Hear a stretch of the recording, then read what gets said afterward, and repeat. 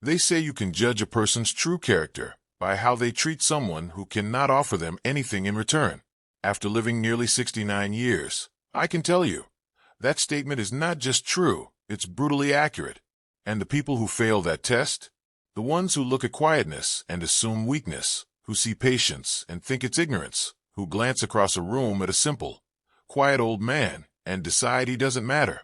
Those are always the most interesting people to observe. My name is William Hayes, and for my entire life, I have chosen to be that quiet old man. I am 69 years old. I drive a 2003 Buick LeSabre. My daughter Serena has been asking me to replace it for the last 3 years. I keep telling her the same thing. It still runs. The car used to be silver. Now it's something else. A faded, sun-worn version of silver.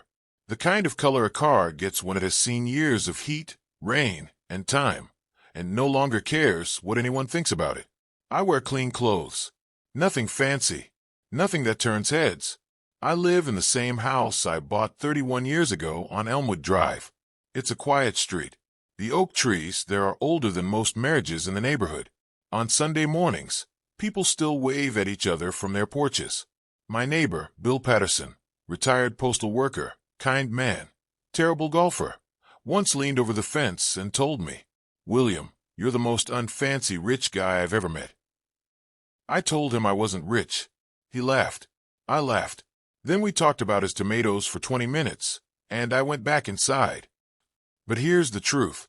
Bill doesn't know. My church friends don't know. And that young salesman at the dealership, who once tried to convince me to upgrade my car, he definitely didn't know either when I smiled and said, "The LeSabre is just fine, son." What none of them know is this. I own Cornerstone Group, real estate, private equity, a media company, investments across 4 states and 3 countries, all of it structured so carefully, so quietly, that my name doesn't appear anywhere obvious. No magazine covers, no charity galas, no headlines about my success. I built it that way on purpose. Slowly, carefully, over 40 years, working before sunrise, sleeping after midnight, and never confusing attention with value. Cornerstone Group is worth $3.1 billion, and I still drive a car with a broken mirror and unpredictable air conditioning. I wouldn't change a thing. Now let me tell you about my daughter, Serena Hayes Cross. She is 34 years old, and without exaggeration, she is the best thing I have ever created.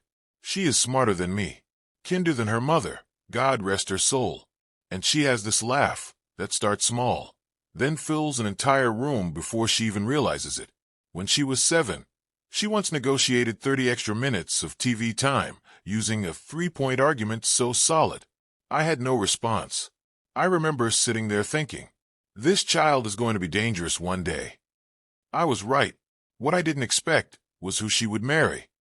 3 years ago, Serena introduced me to Aaron Cross. Now I want to be fair. I really do. So I'll say this as kindly as possible. Aaron Cross is the human version of a handshake that lasts just a little too long.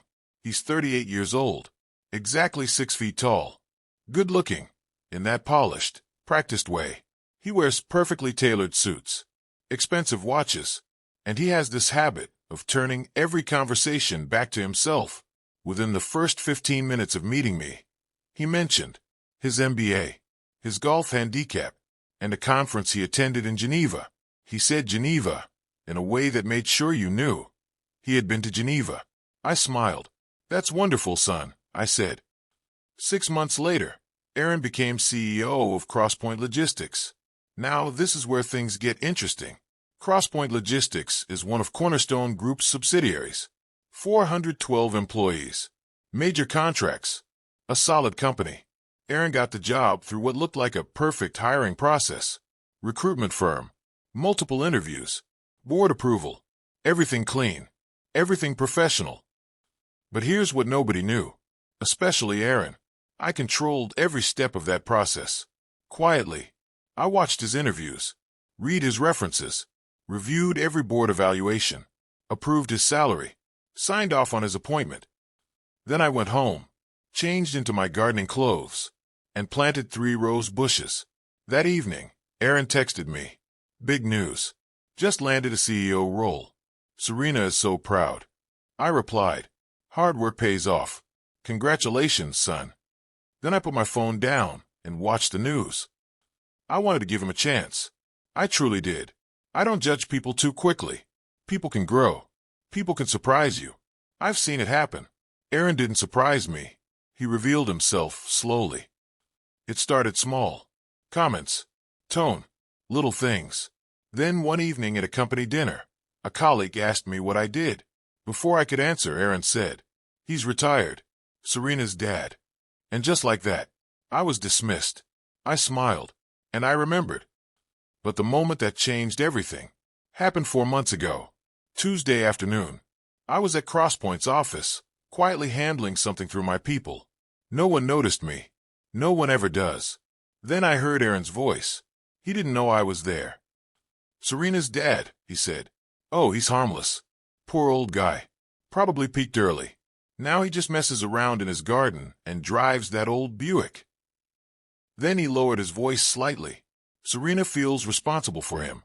It's a lot sometimes, but family is family." I didn't react. I didn't confront him. I just turned around and walked away. Peaked early. Old Buick. Harmless. I let those words sit for 4 months. Because I am patient. Very patient. My father used to say, "The river doesn't fight the rock. It keeps moving until the rock is gone." Then the invitation came. Dinner. At Aaron's parents' house. Gerald and Margaret Cross. Big home in Westfield. "Dad, you'll love them," Serena said. "They're very warm people." "I'm sure they are," I replied. Then Aaron called me, which was unusual. "Hey, just a heads up," he said casually. "My parents are traditional, so maybe dress up a bit. Nothing crazy, just sharper." I paused, then said politely, "I appreciate that, Aaron." After we hung up, I went to my closet. I looked at my suits. Then I walked past them and chose my simplest clothes. Because I wanted to see something. I wanted to see who they really were when they thought I was nothing. Saturday arrived. Quiet.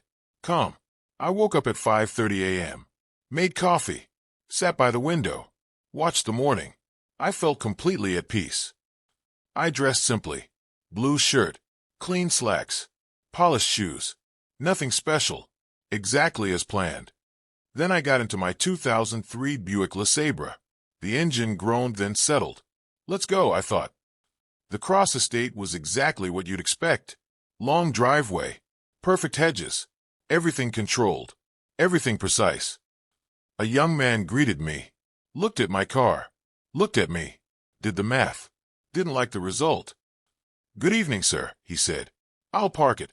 "She pulls left," I told him. He nodded carefully. Gerald opened the door.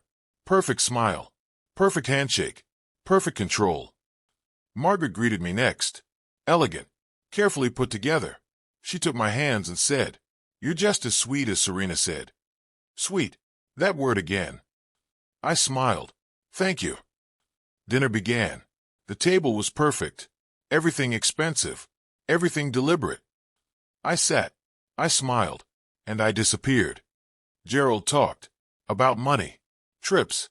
Success. "Aaron, leadership is in the blood," he said. Margaret added, "Serena is lucky. Not every woman gets a husband who provides like that." I said nothing, because I was waiting. 2 hours passed. Then dessert came.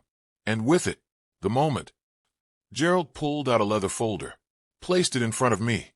"William," he said, "there's something we need to discuss." Aaron sat straighter. Margaret watched closely. Serena looked nervous. "Aaron has a vision," Gerald continued. "A new company. His own. We believe in him." The folder sat in front of me, untouched. And in that moment, after 2 hours of silence, after 4 months of patience, after 40 years of learning people, I knew. This was it. Because sometimes, the loudest thing in the room is the truth, waiting to be revealed.